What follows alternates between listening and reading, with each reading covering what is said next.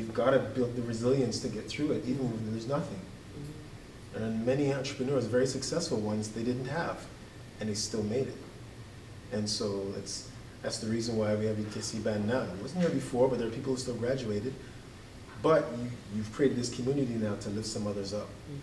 And so regardless of what your professor looks like or what your potential business partner might look like or so on, you got to do this because you're able to do it.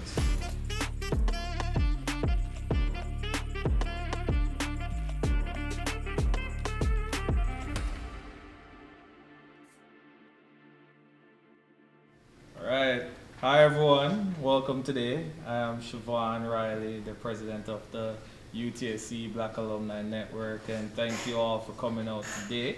We do appreciate your support, and we definitely want to have a enjoyable evening today where we talk about all the great things that's going on campus, where we integrate alumni with the students. So today, what we're going to be doing is sharing different perspectives from different departments on campus as well as the student body, and hopefully bring everyone up to date on what's going on our first annual Elevate Black Conference. So make some noise, big up. Right. And I believe what we're gonna start this off with is the land acknowledgement with Habib One. He's gonna take that away with us. All right, thank you, Siobhan. So obviously with the land acknowledgement, we wish to acknowledge this land on which the University of Toronto operates. For thousands of years, it has been a traditional land of the Huron-Wendat, the Seneca, and the Mississaugas of the Credit. Today, this meeting place is still the home to many indigenous people from across Turtle Island, and we are grateful to have this opportunity to work on this land. Thank you. All right, so now we're gonna pass it on to Mel, who's gonna talk a little bit more about, or I should say, it's pretty much the opening remarks, right? So Mel? Thank you. So when Siobhan asked me to do the opening remarks for today, I thought it was really fitting to shine a light back on all of you and thank all of you for actually putting the foot forward in making a first step towards something. You don't know anything about the Black Alumni Network. It's completely new, but you took a chance on yourself. And so I want to give you a round of applause. If you want to go fast, you're going to have to go alone. But if you do want to go far, the only way to go far is to go together. And that's an African proverb that I truly stand by. In recognizing that we are our future ancestors, it's important that you continue to invest in one another. And I think when I look back at the story of how this group of leaders came together, it was us calling up our old classmates and saying, hey, we have this innovative idea. We want to get together and see how we can bring the students and alumni together. And a couple of phone calls brought us here. So I want to thank Siobhan for his leadership and recognizing that there's a gap that needs to be filled. There are conversations that need to be had, and there are safe spaces that need to be created. And I want to recognize you for taking that, not knowing what this could become, but just running with it. I also want to thank Corey from the Alumni Office for working, in partnership with Corey to get this up and running. I also want to thank the Office of the Department of Alumni Relations. We also have the lead, Lisa Lemon, here that have been with us and supporting us to make this evening possible. So thank you to those who have stood behind this. And I want to also shine a light on the faculty members.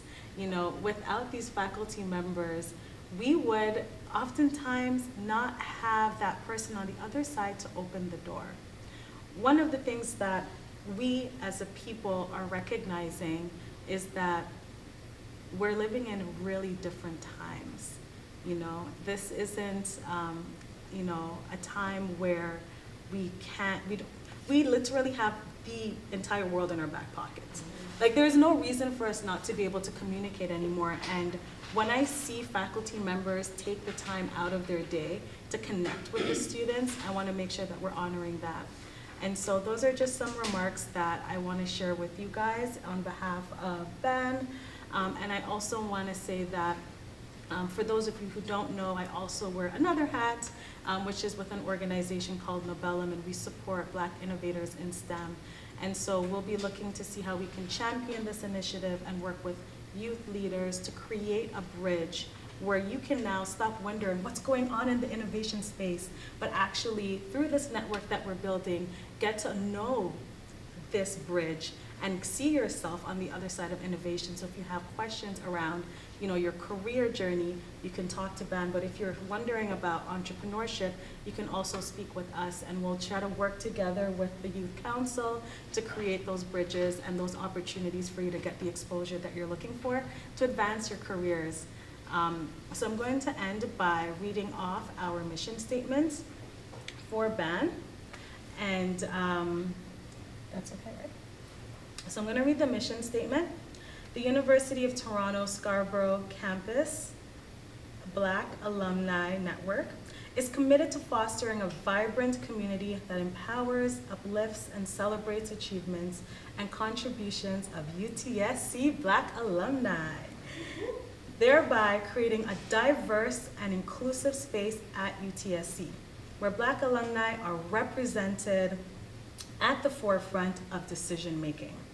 Our mission is to develop a strong network that promotes professional and personal growth for the UTSC Black alumni community, encourages Black alumni to remain connected and involved with UTSC, and provide guidance to support Black UTSC students as they transition from students to alumni. And I think we can see that already happening here, where we have alumni and we have students, and we're going to talk today about some of those questions and challenges that you're having. And so, working in partnership with the UTSC Development and Alumni Relations Office, we strive to cultivate connection, and we plan to do that by forging and nurturing meaningful relationships among Black alumni by creating supportive environment that encourages networking, mentorship, and collaboration. We seek to support student success by providing mentorship and fundraise for scholarships that provide Black students the opportunity to excel academically, professionally, and personally, ensuring that they have the tools they need to thrive. And then we want to celebrate culture. Who loves to celebrate culture? Yes. We're going to embrace our culture. We're going to celebrate the diversity of Black cultures through events, through programming and initiatives that promote cultural awareness, understanding, and appreciation. Thank you for joining us on this mission, and I'm going to pass it back over to our president, Siobhan. So now we're going to go into the main event. There we're going to talk to the people on campus that knows what's going on and hopefully can share some lens. So I'm just going to introduce them as they come up. First person that we're going to bring up is David Taylor, who is the academic coordinator. David is in the Department of Management at UTSC, and he has joined UTSC in around 2018. So, he's been before the pandemic, so it's a long time, right? And he has over 20 years of industry experience in both the private and public post-secondary institutions. David's portfolio includes coordinating and facilitating at annual timetable process, managing and supporting the roster of seasonal lectures, and providing key administration functions as part of the department's curriculum committee. Most recently, David, along with other Black administrators, formed a private space group who work to promote Black excellence and belonging within the Department of Management. He also has the honor of leading the One Community initiative, whose aim is to increase Black representation within management department space by connecting Black leaders and professionals with the opportunity to get involved, network, and engage with the UTSC community. Currently, he's taking his MMed and his OZ, sorry.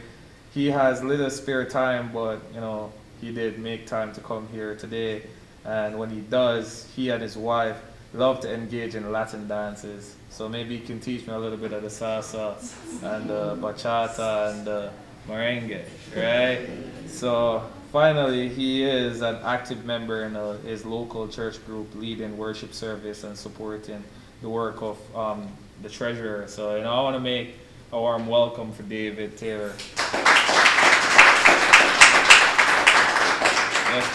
Anywhere you want to say, big man. So who we have coming up next is Angelica Blake, who is the co-president of the Black Students in Business, as well as Elodge Benzi, Elodge Benzi, who is also the co-president of the Black Students in Business. So I want to talk about Angelica first. She is in her final year at UTSC, so shout out to that. You're gonna be up here soon, alumni, right? Studying towards her bachelor's of business administration with a specialist in marketing, so she can do all the marketing for us. Take some work off of Corey's hand there, and her professional interests revolve around digital marketing, user experience, and the craft of branding. Community has played a significant role in Angelica's personal and professional growth, and she aspires to extend the same support to others. So we can welcome Angelica.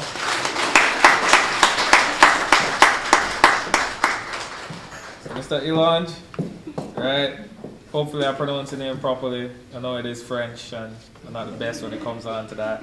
But he's in his third year at UTSC in Management and Finance program, and currently serves as the co-president of the Black Students in Business Club. Through his involvement, he has developed a strong devotion to increasing engagement of the Black students on campus life, and aspire to continue creating pathways and opportunities for them in the business world. So big man, what? You're welcome. We have people doing great things on campus, right? So we have Lisa McLeish Diaz. I got it right? Yes. All right, perfect. Employer Engagement Coordinator, EDI Academic Advising and Career Center representative. She is passionate about connecting and building relationships between employers and equity, diverse in students for employment and career insights. She has worked in a variety of environments, including the post-secondary, corporate, and nonprofit. Lisa holds a Bachelor of Arts in Labor Studies from the Master University and a postgraduate certificate in Human Resources Management from the Durham College. In this role, she excels in relationship building using harmony, connectedness, and adaptability to make an impact on students. So, definitely welcome, Lisa.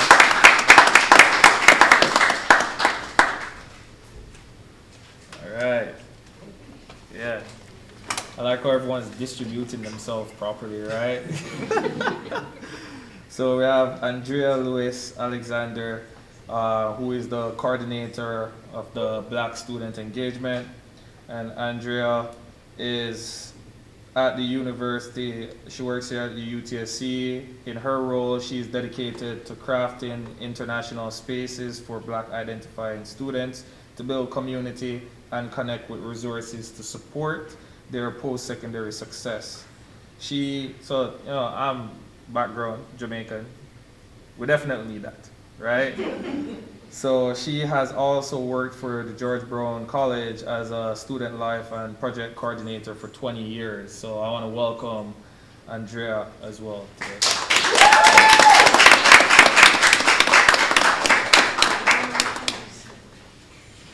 So we have the last and the special guest, right? We have Finesse Crippen. I do apologize, the French names. I'll do my best, coming in the class. She is the co-president of the African Student Association, and she is Congolese and Canadian, currently pursuing her undergraduate studies in International Development Studies and French at UTSC. So you can help me with the French, right? All right, great. And she presently serves as the co-president of the African Student Association here at UTSC. Beyond her involvement on campus, Fee has also been actively engaged in various committees, including her role as co-chair of the Mayor's Black Youth liaison committee in Markham. Fee is a dynamic student. Yeah, he's a dynamic student with a strong affinity for community building, justice, advocacy, and the creation of networks to promote representation. Welcome, Fee, to the board.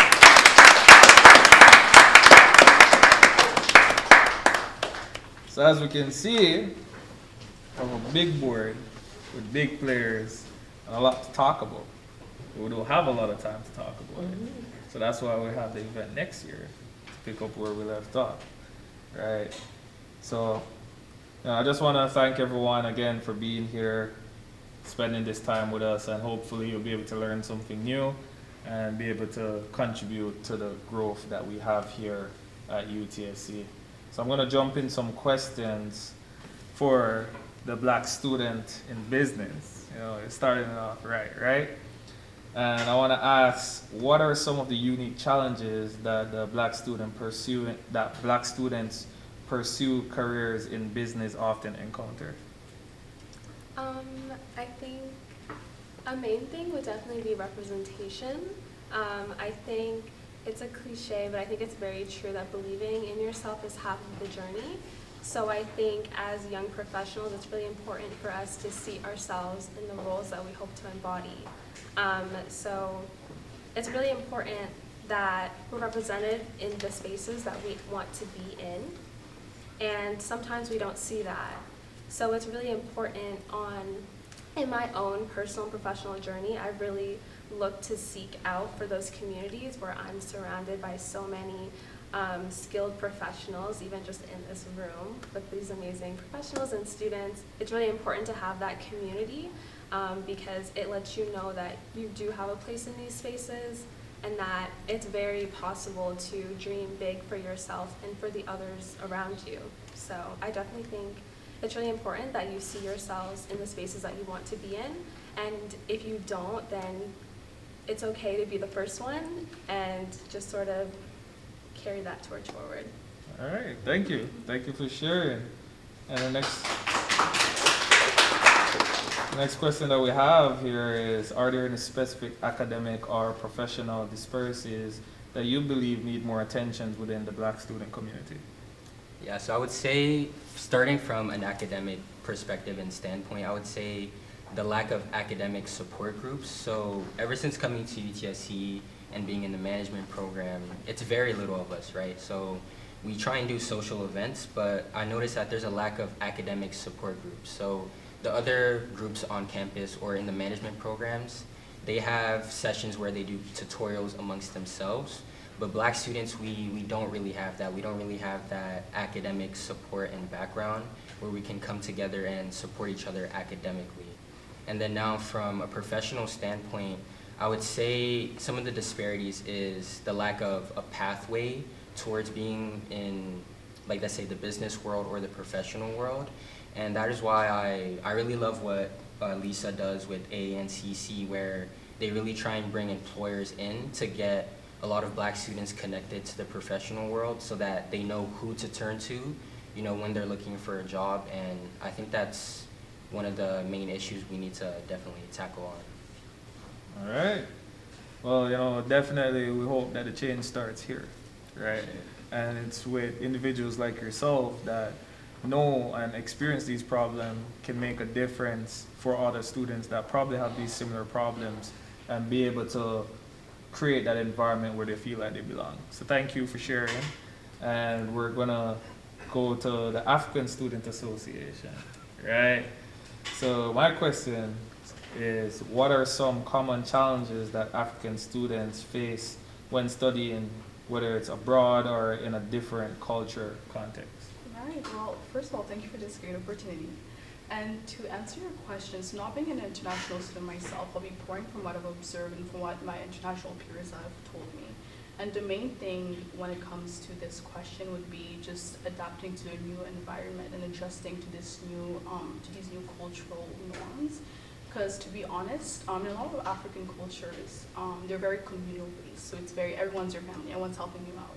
And when you come here in a lot of Western countries, it's a bit more individualistic.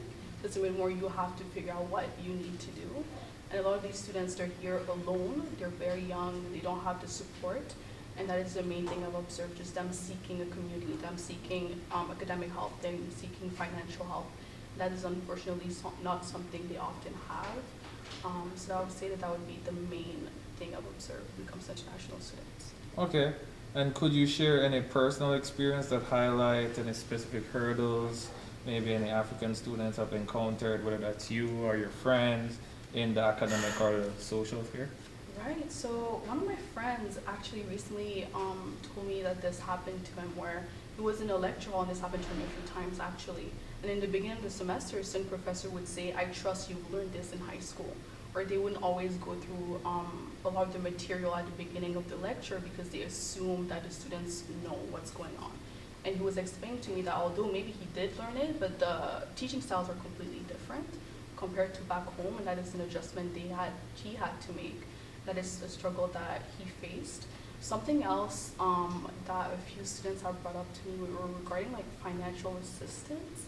So again, you're here by yourself, needing to navigate all of these hurdles, and we're not just talking about like the currency, adapting to the currency changes, but just being able to use your money efficiently. And in this economy, it is extremely hard. It's hard for me, and I've lived here for years now. I can imagine how hard it is for them. So I would say. Okay. And is there anything that the universities or institutions do to better support unique needs and concerns of the African students?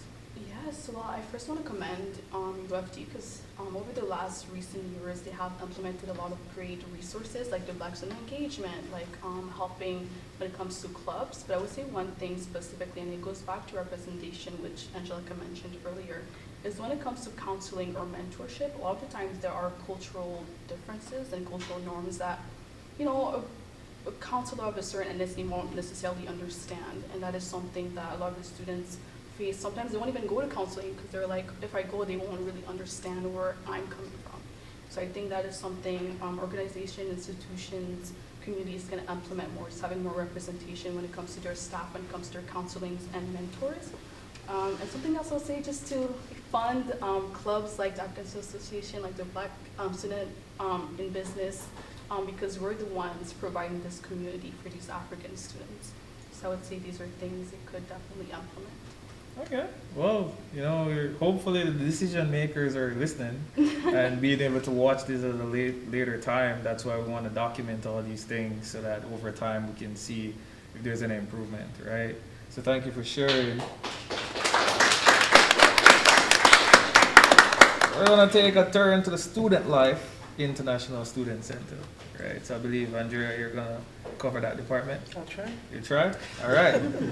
So what specific challenges do Black students commonly encounter when adjusting to campus life and academics? Well, I think Fee just mentioned, and I think it's all the factors. So you have students coming from an international point, from being the majority in their countries to being the minority. So adjusting and adapting to those spaces are often challenging and surprising. And we've talked about this in several ways. In terms of academic supports, you're right. And I'm always careful. And it gets me messed up. The honest part of it is that seeing the spaces, seeing classrooms where you're not seeing reflection of yourself. So not only do you not have those academic supports, you don't have faculty that can reflect. And then there are no actual spaces, physical spaces that students can go to find their communities and get that support. So like she said, we create space in what we do, student life, that no matter where we are, that they know that there's community that's there to not just support them socially, but definitely academically as well. And then we connect to people like Lisa and other services to bring them to them. And sometimes it's expected to go find them, but when you don't know what to ask for, because there are people that you never needed, or mental health, counseling, academic advising are not supports that they've ever had, and these are new, but we know for a fact that it can support them through their academic career, so we bring them to them. Okay. And are there any academic disparities or social issues that you believe require more attention within the Black student community? I think it's been addressed, some of them, but financially, from my end, understanding how in this space access to bursaries and funding work, it's poor for the, like international students. I'm going to talk about international students because they've done a better job at supporting domestic students, but international students, the limited resources to funding and understanding that the dollar value from where you are is not comparable to the Canadian currency and the cost of living here are so far apart. And then when you get here, so they do this great job of bringing you here, but then they leave you high and dry. And then not only do you not have access to extra funding, when you're in crisis, there's still no support. So just the lack of providing, Lord, let me keep my job, providing support for them is, it's not, for better words, it's not good. Okay. All right. Thank you. You're Thank welcome. you. Hopefully you keep it, right? What resources or programs are available to help Black students excel academically and thrive personally?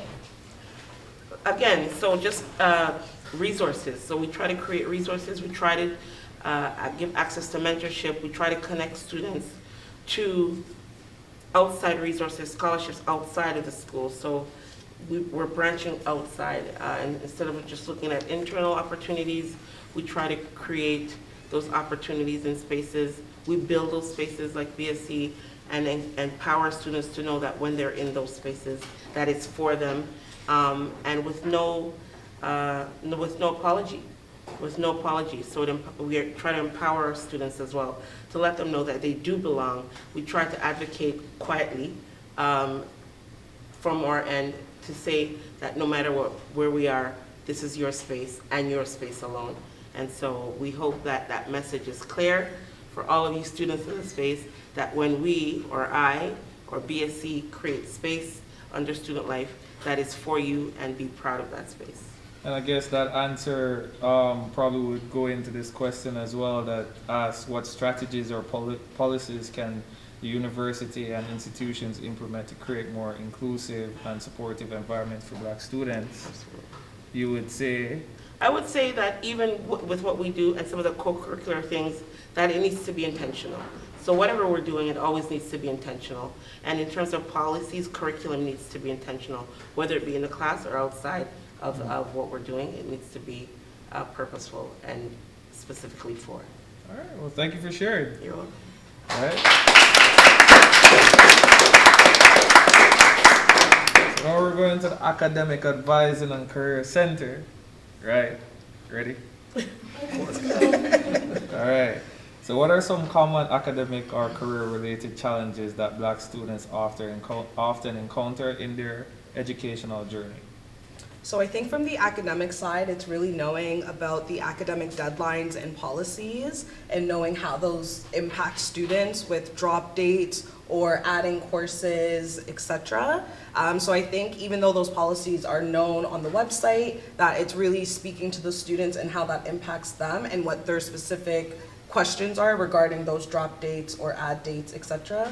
That really impacts students, would be just knowing how to navigate those end dates. Well, makes sense, you know, especially if you realize you're not cutting it on a course.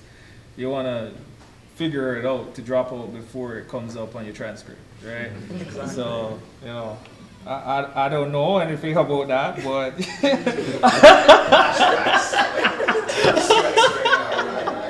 right? What are there any disparities in access to I don't know what happened here. In access to what happened? Okay. I can't say it. I don't know what's going on. It's my background. I apologize, right? If you figure out the word, great. And career resources that you believe need more attention within the Black student community. Yes, so I would say culturally responsive programming. I think that we kind of spoke a little bit about too, there not being as much academic resources available. I think that if there was more culturally responsive academic resources available, that might be a potential benefit to students that can support with their career and academic questions that they might have. I also believe that there are many, many resources that are on campus, but it's really just who is representing those resources and is it really getting to the students that need it. Okay. And are there any upcoming workshops or events that focus on addressing the unique needs and concerns of Black students in the academic or career pursuit? Yes, so like Andrea mentioned, we also too do external events. So we right now are promoting an external event called Blackspo, which is a career fair and expo. So instead of UTSC kind of duplicating all of these events that are already happening, whether internally or externally, we are supporting this event by taking UTS students to Blackspo that is happening on Saturday, October 14th. So there is still space available if any students here would like to go. We will be taking students there, we will be meeting students there, and we will be enjoying the multiple employers that are seeking to hire Black students and professionals that also want to engage and share their career journeys. What about alumni? Alumni also have opportunities to engage with our office 2 years after graduation. So for any students that graduate and are recent graduates, they are also a lot to join. Okay, okay. All right, so I might know a couple alumni that are just fresh out of the campus, right? Freshly baked. So definitely I can tell them a little bit more about Blackspo, right? And what are any strategies or policies, or what strategies or policies can the university and institutions implement to ensure equity and inclusivity in academic advising and career support for Black students? So I think that one of the big things that we can do is by supporting spaces on campus for Black students. That was also touched on here. So I think that having a hub or a space where Black students specifically can go, whether it's for academic study spaces that was mentioned, or even for social spaces that's specifically for students, that is named for Black students, that would be helpful. We had an opportunity this summer to visit a Black Student Success Center at another university. So these spaces on university campuses are available and are there. So it would be really, really great to see that space on campus with us. Okay, well, I kind of took over the hub a bit, right? But, you know, it's just temporary, just because I have that business. So I don't know if I can get the space. Maybe I have to talk to some people and see what we can do, right? Yes. Space on campus that can be used, but also new spaces on campus that can be specific for students would be amazing. All right, and thank you for sharing. All right, so one community. Mr. David. The worst for last. Right, so my question is, what are some of the primary challenges that Black students aspiring to become business leaders and professionals commonly encounter? I have to confess, well, first of all, thank you for inviting me. I think it's amazing to see UTSC Band have this event and see everyone here. Having this is a form of community. It is like one of the strongest forms of community. And kudos to you and the rest of the alumni team and the support you're getting for even having this event, so thank you. Thank you. To your question, I think a lot of it is connection and this community. A lot of students they want to get into business, but they don't know who to speak to. They don't know what pathway to take, or what funding do I get for my venture? How do I do a business plan, or how do I plan strategically? All of those different things that come with business and getting into that. Not to say that they're the only students who come up with that struggle, but uniquely with we see with Black students, there's just less support for them. And so in the context of one community, our aim is to try to bring in Black professionals who have gone that path, who have done, like Angelica said, and carried the torch on their own, and shine that light to students and sort of show them in some way how to do that upon graduation. Okay.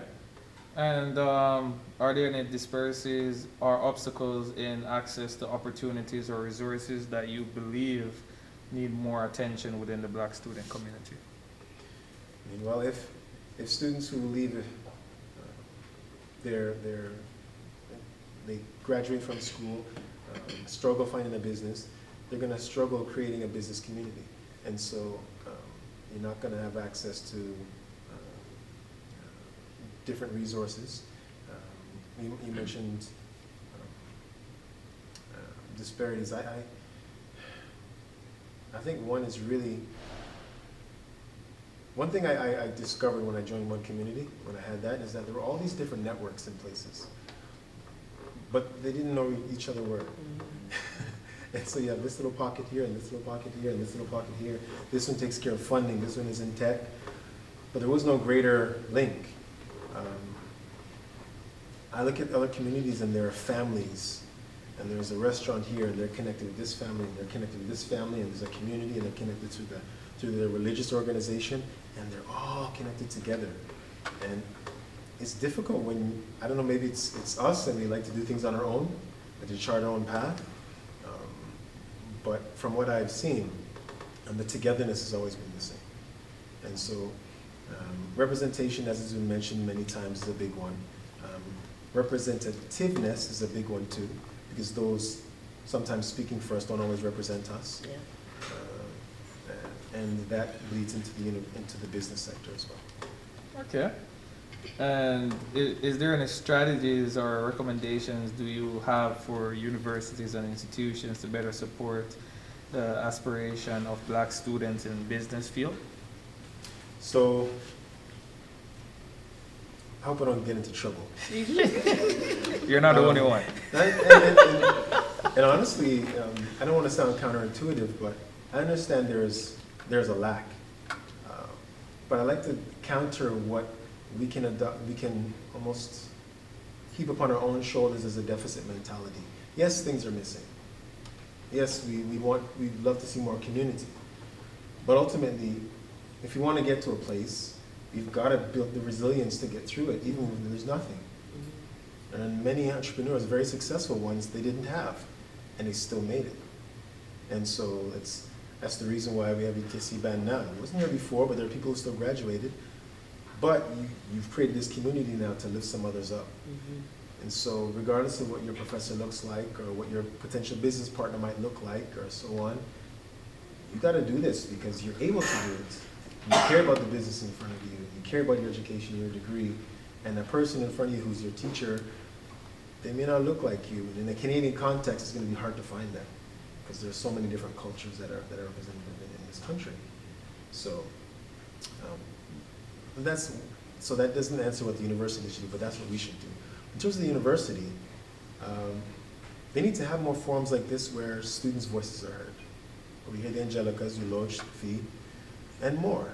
Because oftentimes a survey is given, right? They give you an email survey, and if you respond, they go based on whatever the responses are at 10% response rate, right? Or they'll, maybe they'll send some sort of phone call out or whatever they do now, sign up for this. It's always some sort of forum, but have places where you speak to the students and hear them directly and get that sort of information so that you can react appropriately. I think that's one thing universities can do better, to actually get their students involved. I know my time is gone, but a thought came to mind was our own curriculum committee. We've got faculty on there, we've got consultations with different institutions, different faculty, but I wonder what would happen if you brought in students who had to take that course and had them consult on designing a course, had them consult on designing a program or an element of our BBA. So just things like that.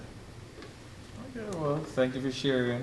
You all have heard a lot of wisdom and golden gems and different things that are happening on campus, and we hope to have more engagement, especially using UTSC Black Alumni Network as an opportunity for both students and alumni to come together and address some of these issues on campus so that we can grow together as a community and not look at each other doing the same thing, wondering how can we do it better, right?